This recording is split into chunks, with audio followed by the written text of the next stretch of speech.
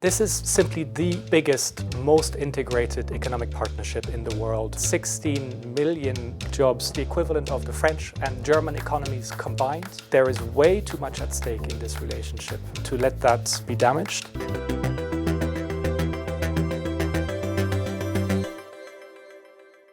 Welcome to The Big Question, a series from Euronews where we address some of the biggest topics on the business news agenda. And today I'm joined by Malte Lohan, the CEO of the American Chamber of Commerce to the EU. Malte, it's an absolute pleasure to have you with us on the show. Thank you very much for joining us. Great to be here, Angela. Thank you. Very timely discussions at the moment, and I imagine you are an incredibly busy man. But first of all, for those who don't know, can you just explain exactly what the American Chamber of Commerce to the EU actually does? Of course, the American Chamber of Commerce to the EU is the group that represents American businesses in Europe. So we have 160 member companies across all different sectors, goods, services, with one thing in common, which is for decades, in some cases 100 plus years, deeply invested in Europe. And our role is to help the EU build an economy that is competitive, that generates return on investment, and to help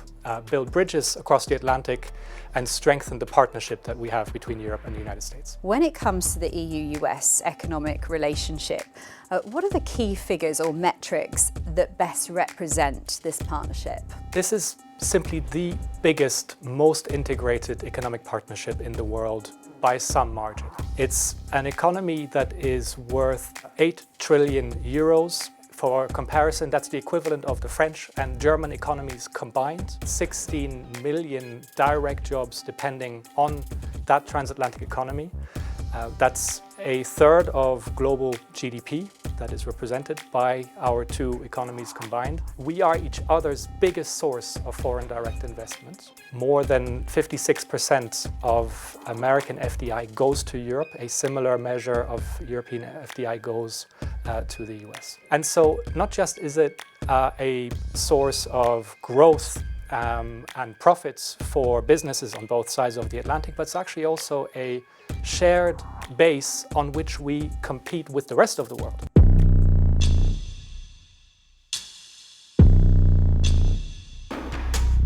What impact would it have on the US economy if this relationship diminished? The economic relationship between Europe and the United States, of course, is at the heart of our shared prosperity and our shared success also across the world. Just think of the breakfast cereal on your table, think of the websites you go to online, think of where you get your petrol or your electricity when you charge your car, and instantly you will realize that there are plenty of American companies which are deeply integrated into the fabric of our economy and which are generating local jobs, local investments, local tax returns. And that is really the shared value of the relationship, which goes far beyond the goods flowing across the Atlantic. And so if we lose some of the access to each other's markets, it would be a big burden on the profitability of our companies and it becomes so much harder to compete globally. And Malte, what's the sentiment among the businesses within your network that you work with day to day? What are the main concerns now at the moment for them regarding the current situation with the tariffs? The number one concern that every single company will express is about the level of uncertainty that they're facing. And just think about the position of a CEO or a CFO in this current context.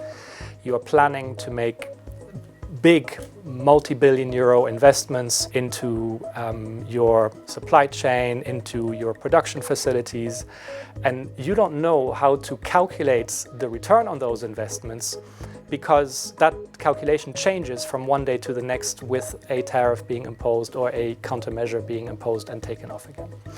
And so that creates huge inertia in the marketplace where investments are being held back and where other parts of the world that are not facing this level of uncertainty can accelerate their own innovations and their own investments, and we will have to catch up. If the tariffs do resume, what will that actually mean for the EU economy as a whole? This would be really bad news. It would be really bad news, first of all, because it would disrupt those closely integrated supply chains between Europe and the United States. It would drive up the input costs for companies, which makes products and services more expensive for customers and consumers as well. My big worry is that if we go back to a phase of tariffs and counter tariffs, it will start spilling over into other parts of the relationship. The biggest benefit of our transatlantic relationship is our investments. If those start to be affected by uncertainty about tariffs and by a shift away from each other of the two economies, that would be deeply damaging for both sides. At least what we can say at this point is that there is space for dialogue. Now, whether that dialogue is able within the short space of time available to come to a conclusion, I think we still have to see. And finally, what are your hopes for the future EU-US economic relationship? These days, I've heard others express a hope which was simply that it doesn't get worse. To me, that would be a sad state of affairs. So I would like to think that there is more to hope for than that things don't get worse. I do think that Europe and the United States still have an enormous shared interest in working together to address our shared geo-competitive challenges. I do think that Europe and the United States have both to understand how some of that prosperity that has been generated through open trade can better be brought to the widest possible part of society.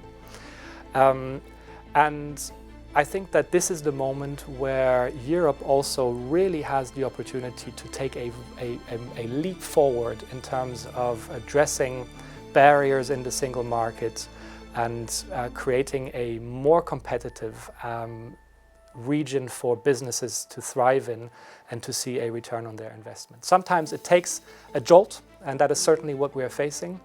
If that is the outcome of this jolt, I think that is a good outcome for Europe as well.